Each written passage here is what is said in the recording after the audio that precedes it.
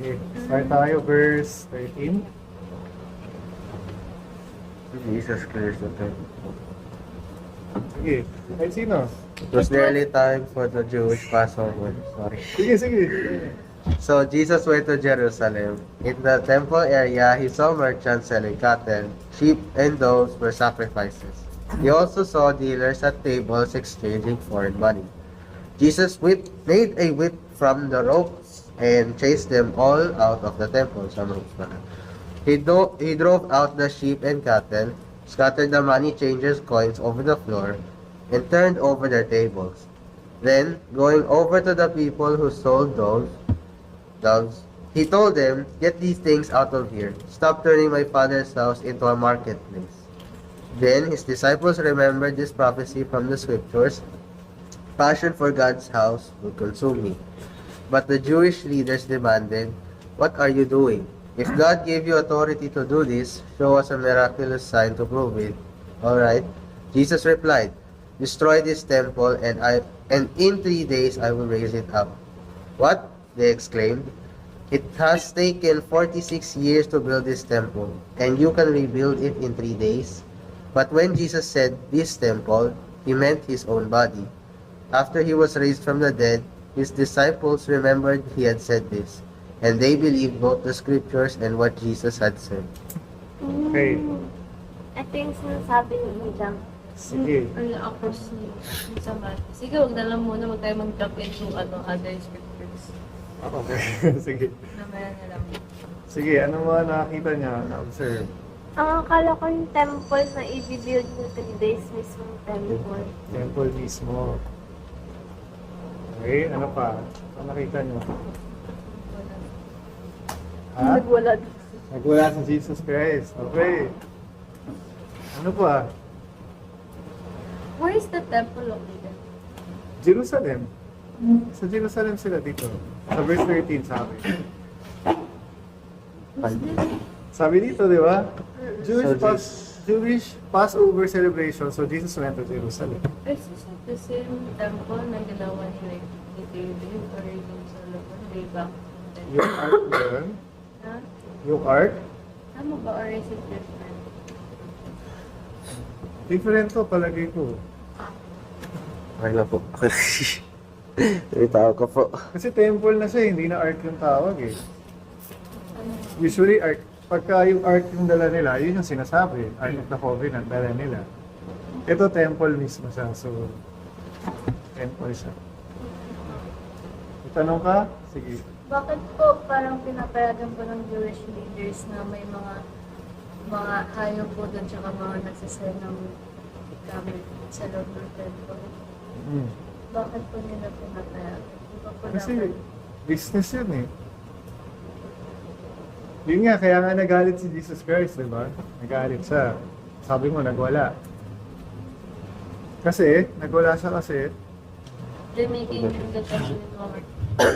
okay. Paano kaya yun? Kapag kung si Jesus Christ ngayon in our time, nakita yung mga like sa Catholic churches na may event na mga Pwede, no? Parang ganun siya. TikTok na ano. Iba tourist po sa Uber ko. So mag-aalay ka talaga doon. Ng mga tuwa-tuwa ng mga scenes. Okay. So parang matik na meron kang iaalay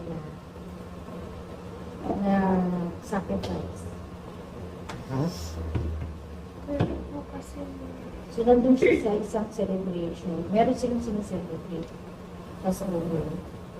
So, tama doon sa Passover, nandun yung sacrificing ng na may kinalang, may dugo na kasama. Tama ba? Tama. Okay. Tapos, Pero, sige. selling. binibenta. Kung ako yung magsasacrifice, hindi dapat dala ko ngayon. Oo, kapag ganun. Kasi prepared ko na eh. Pinagkakakitaan siguro kasi. Kaya nagalit siguro. Yung parang mga late na lang gagawin. Alam mo yung Last minute. last minute. Gets mo ba yun? Yung, ay wala akong dala, hindi ako nakapagpipi, bibili na lang ako doon. Pero kung talagang into that Passover ka, sa bahay pa lang, meron ka na. Ito, iaalay ko to. Papunta ako sa temple. Tsaka hindi lang siya basta-basta yung kung ano lang yung nandun, di ba? Alam ko may ano pa yun eh. May yung mismo iaalay mo. May preparation mo. Right. Diba, Specific din siya. Oo, parang prepare mo din yung iaalay mo. Parang dito kasi parang, kumbaga sa ano, sa damit, RTW. Pero yung iaalay mo, pero instead yung tailored, parang ano mo yun, mayroon siya mga special. Kapag ikaw yung nagdala to. Parang ito kasi parang, pumunta tayo dun, bili na lang ako. Parang gano'n. Ah, Nakita ko lang yung gano'n. Alam parang mo, expected na rin no? Kasi may mga dealer na dun eh. oo. Dealer po ng ano. Ayan, no, dealers and at tables exchanging foreign money. So may mga nakikipag-deal na rin. Mga merchant. Mga merchant. So ibig sabihin, expected nila na may mga taong pupunta doon na wala Walang nang dala. Oo. Ay, ano? Diba? Kumbaga, yung mismong temple, wini-welcome na nila yung ganon. Pero originally kaya, wala dapat gano'n. Dapat dalawa. Oo, kasi personal yung ano Personal eh. kasi yun Yung eh. offering eh, personal siya eh. Diba? Yes. Prepared yun Yes, na nila. buhay pa si Lord, so talagang acceptable yun yung gawain na yun. Kaya lang, yun nga. Siguro siya nagalit. Kaya Kaya siguro sinagali. siya nagalit. Hindi kayo prepared kung paano kayo dito. Oo. Oh my gosh. Saka, ginagawa ng business. Kasi sabi dito, gumawa pa siya ng pamalo. Ganun pala si Lord. Tapos pinatakbo niya pa yung Kumuha siya ng tali. sinakyan niya pa yung sheep and cattle. Ha? Oo, tinaboy niya, no? Ginagawa pala na yun. Di ba, tandaan niya, no? Simula na nag-John tayo, inaaral natin yung mga characteristic ni Jesus Christ. So nakita natin ito ngayon dito sa 2. Ganun pala siya. No, gawa siya ng pamalo. Siya pa mismo yung nagtaboy dun sa mga Mga sa benta. tempo. Ano pa? Ano pa napansin nyo? Ha? Sa 22 po, yun na po, ginawa niyo po yun ang na-resurrect. Ha? Ulit. Sa 22 po, Yes. after he He was raised from the dead, ginawa niya po yun yung nabuhay po ulit siya. Ginawa Hindi, summary na ito. So sinasabi lang ni John dito, naalala nila yung nangyari after no resurrection. Kasi iba na to eh. Sabi niya, di ba, i-destroy na yung temple. At ibubuo niya. Tapos itatayo niya in 3 days. I guess sumato importante to ha. Ha? Okay, nabasa natin sa Matthew dati. Pero yung pagkakwento kasi ni John, summarized siya eh. Naalala nila yung sinabi ni Jesus. At saka, Okay, ano yung naalala? naalala nila yung sinabi ni Jesus na nangyari na nandun sila sa temple. Tama mo ba? Na ano? Na wait. Sige. Ulit na. Naalala ng mga disciples niya na sinabi niya dito na destroy this temple and in 3 days I will raise it. Okay, so naalala nung disciples yung nangyari dito. I guess mali. Ito yung tinutukoy sa 22. Nung nag-resurrect na si Christ, after 3 days, naalala nila yung event na to. Sinabi kasi na dito na yun yung mangyayari, di ba? Akala ko ginawa niya po yung event Ito, nung after, na-resurrect. hindi na. Okay. Ano pa? Ano napansin pa ba kayo?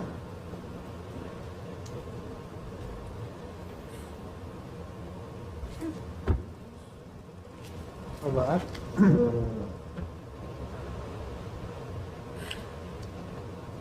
Understandable yung ano. Yung, I understand kung bakit galit si Jesus guys sa mga nagbebenta doon.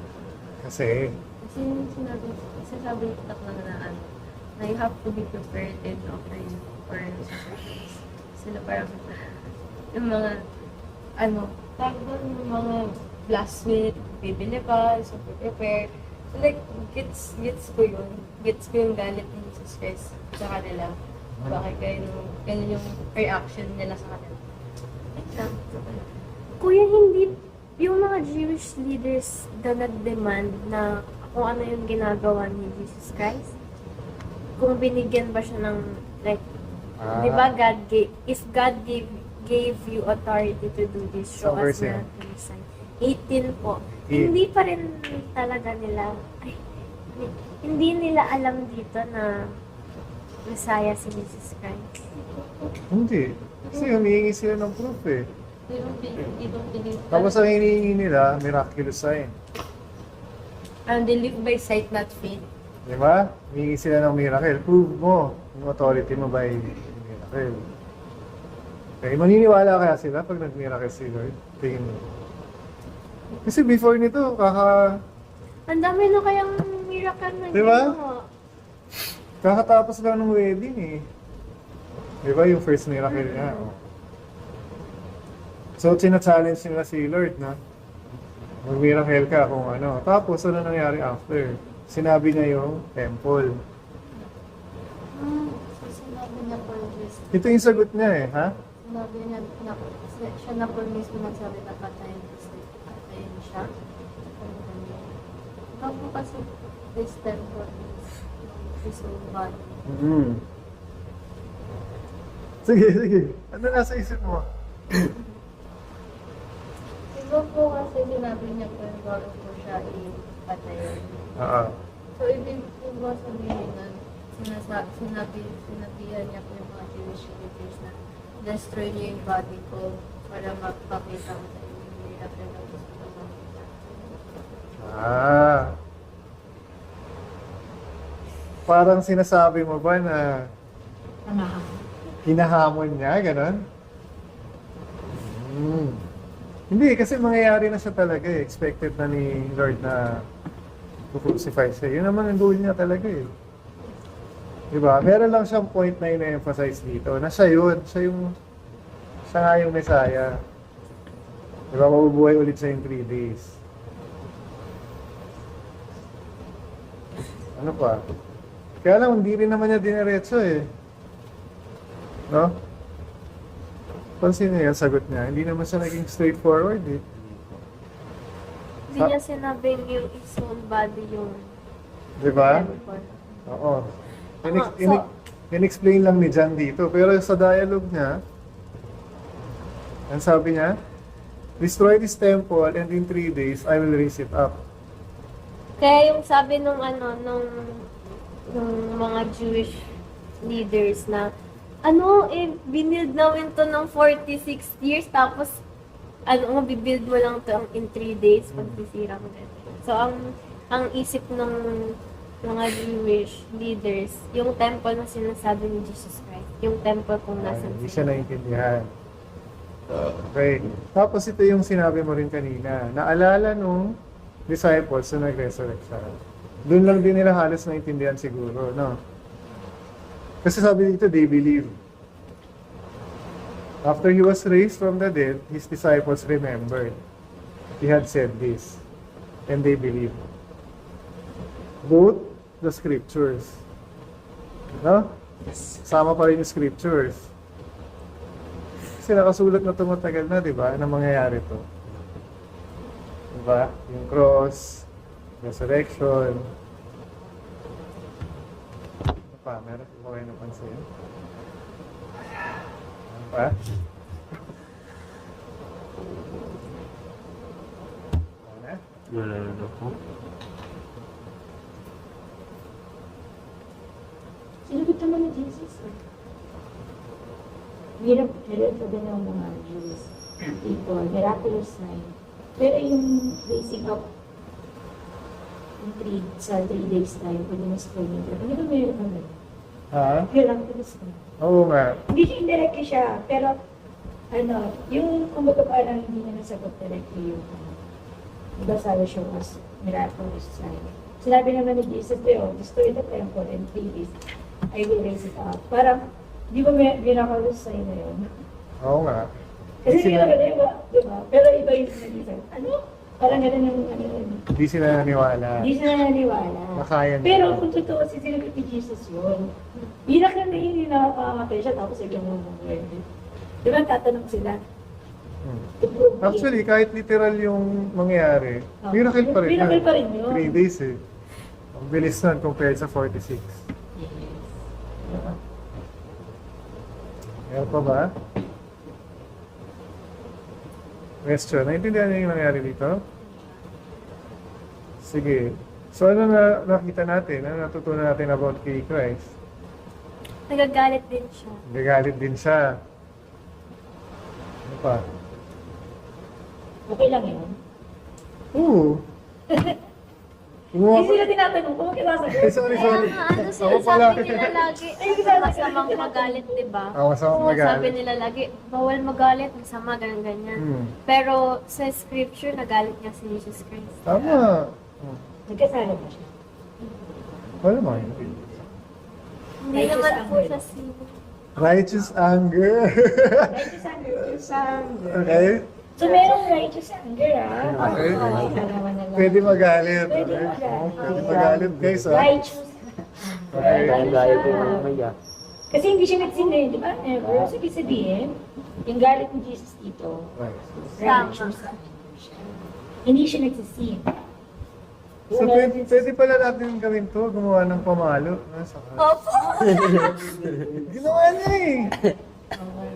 Pwede rin mamalo. Ayun oo. Gumawa siya ng So may whip. weapon ah. Wait lang, may weapon. May weapon siya. Oo. Pero yung weapon, to draw away. Hindi siya namalo ng people, okay? Parang Na-use inam ng lang yung to ambalang. draw away. Parang tinakot lang niya. ganun. Oo, shoot. Parang gano'n. May, alis, labas. Parang gano'n. About, yung gano'n, yung tatawa. He chased them all out of the temple. Yan, Ang kulit na Kulit, di Balik ba? ko, imagine niyo nagtatabor siya ng bata. Gusto ko makita sa The Chosen. Yun. Sa The Chosen. Tapos, hindi lang yun ang ginawa niya. Nagkalat pa siya. And then, Ay, paano yun? Yung ginagawa. Sige. Sinalit niya yung mga coins, sabi. Tapos, gamit yung ano. tinawag niya yung table. Bakit ka tumatawa? Nagtutog pa siya. Nagdubog siya. Tinawag niya yung table eh. Oo. So, ano ibig sabihin nun? Ano ibig sabihin nun? Sa palagay nyo? Pwede eh, no? Pwede. Depende no, sa context kung ba tayo nagagalit. No? Emotional ba siya dito? Parang, no? So, pwede rin.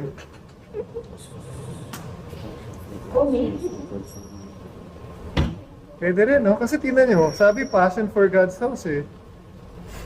Kita nyo ba yan? May masidingan yun. Passion yun, Passion di ba? yun So, eh. ibig sabihin, Passion din emotional siya. talaga siya. So, pwede, no? Basta, depende sa context, kung tama ka naman, pwede maging emotional, no? Minsan kasi nakakarinig tayo ng gano'n. Saan yun ako? Ano rin? In scripture. Passion for God. Sa Psalms yan. Yung pinag-usapan namin ni Pastor na ano. Ito, Lida, example ng foreshadowing. Kasi nagsulat si David, sa Psalms to eh. Nagsulat si David ng kanta.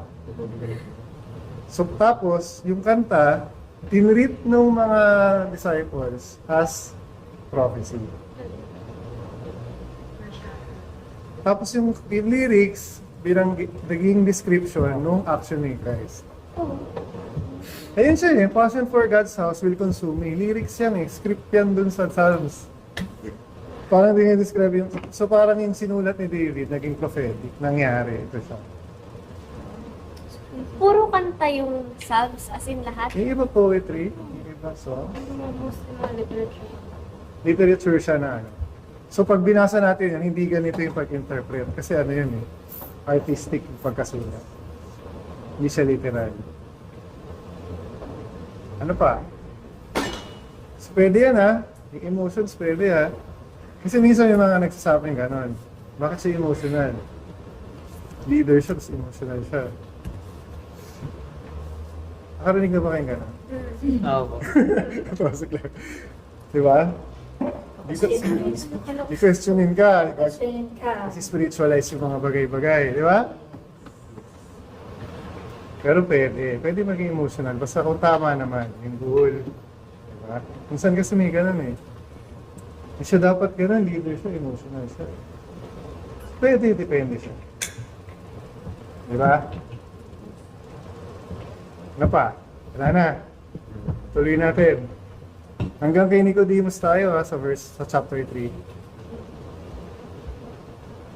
Sige, ito muna. Yung intro. Verse 23. Because of the miraculous signs Jesus did in Jerusalem at the Passover celebration, many began to trust in him. But Jesus didn't trust them because he knew all about people. No one needed to tell him about human nature, for he knew what was in each person's heart. Okay. Yun lang. Sana. Yun lang muna. Sige, ano napansin niyo dito? Maigsi lang to, 2 verse, ay 3 lang.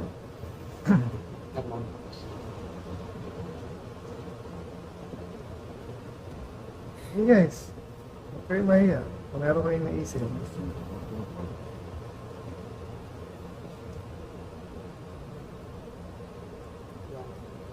Ano pa? Isa-isa lang. Pag nahirapan tayo, isa-isayin natin. Pari, verse 23, ano sabi? Dahil doon sa miracles, Ang dami Dalawang naman nga sa kanya. nag-trust sa kanya. marami nag-trust sa kanya. Pero hindi sila nagkatiwalaan ni Okay. Christ. Kasi, kilala niya daw yung mga tao doon.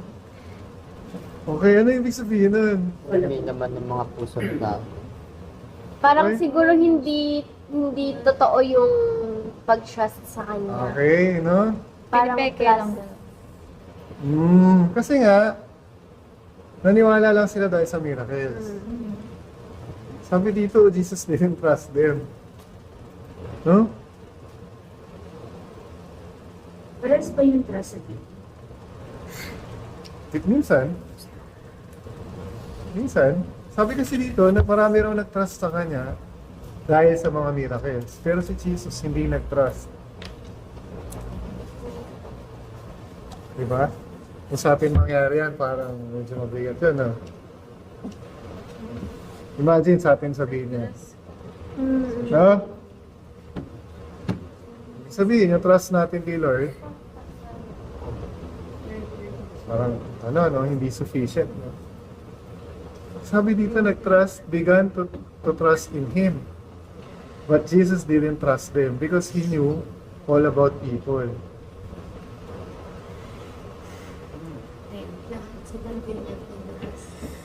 Sabi eh. So may something dito about sa miracles, no? Ha? Yes. Minsan kasi naniniwala lang tayo dahil sa nakikita natin, na-experience natin. Pero sa totoo, wala ka pa rin palang trust. Kasi sabi dito, may makikita ulit tayong character ni Lord. Alam niya kung anong nasa heart ng mga tao. Sana all. Wala na raw kailangan magturo sa kanya about human nature. Ang ganda, di ba? Sana all yun. Di ba? Kasi ibig sabihin, alam niyo kung paano i-handle ng bawat isa. Oo. Alam niya, kahit sino makalaro sa lumuha, hindi mo magandang superpower yun. Human Kasi- nature ito eh. Human nature, sabi niya eh. Yung pagiging tao, alam niya kung paano natin. Kahit sino Tapos sabi niya, pa dito, He knew what was in each. in each person's heart, puso yung pinag-aanan dito. Ang daming puso. Imagine niyo. Di ba? Kaya niya yun. Kaya sabi ko nga, sana all. Nadadiscern niya yung mga all. Pero alam niya na naniniwala lang kayo sa ganito. Alam niya kung sino mas magtitiwalaan niya. Alam din niya kung eme-eme lang. Pero nga hindi siya madidiscern. So it applies to us. Kahit sa tao kahit sa human relations, applicable din siya. Parang nagtiwala lang kasi may ginawa. Pero hindi talaga deep yung trust. Hindi yan eh, di ba? Ba't ka nakangiti? Kayo? Meron ba? Bago tayo mag-chapter 3. Questions? Observe kayo, wala? Ano? So ito iwasan natin to, no? Dapat may trust din sa atin si Lord. Ha? Bakit natuwa-tawa ka lang? Share mo yan. Siguro yung course ni Jesus ko psychology. Yung course na. Kasi about mind yun eh. Pwede. Human nature. Di ba sabi nung...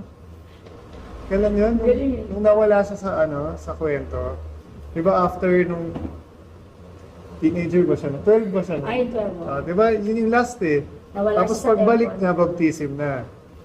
Sa kwento ni Lord, guys, baka hindi niya alam ha. Sa Bible, yung kwento niya, child, yung pinanganak siya. Hanggang 12. Tapos hanggang 12, nag-appear siya sa temple, kausap na yung mga leaders. Tapos after nun, sabi, he grew in stature, ganyan. So baka na nag-aral sa psychology siya. Ayan, gano'n. Tapos lumabas siya ulit ng baptism na. So maraming part sa Bible na hindi na natin Yes, alam hindi natin alam. tungkol kay Christ. Paano siya nag-grow? Anong ginawa niya? Anong inaral niya? Kasi alam din natin, nag-carpenter din siya, di ba? Marunong din siya mag-build eh. Kaya yung mga metaphor niya, mga building, pansinin niyo yung mga metaphor na sa mga parables. Building a house. Building, pag-sow ng seed, di ba? At mga materials. Mga materials. Mga materials. Yung ginamit sa pag-build ng house. Hay, sa stone. Yung materials na ginagamit. So hindi lang siya spiritual nung nandito siya. Matalino rin siya. Na? Marunong siya makipag-socialize. Kasi is material na gamit mo. Okay na tayo dito? Kasi diba carpenter? Move na tayo, chapter 3. Ano yan? Share na yan. Wala po. Wala? Oo, nakakayak po. Ano yun? Like, di ba carpenters and engineers? Like the way he died. So, it's like the same material na he used. Oo nga, no. So, parang, Same material he used sa, the carpenter niya. So, that's sad. Wooden nails. Wooden nails. okay. Okay na tayo dito? Kayo dyan. Tahimik kayo. Kayo dyan, boys. Christian. Pag ako rin iyak. Nakakasunod kayo? Sige. Magtanong kayo pag meron kayong hindi naintindihan.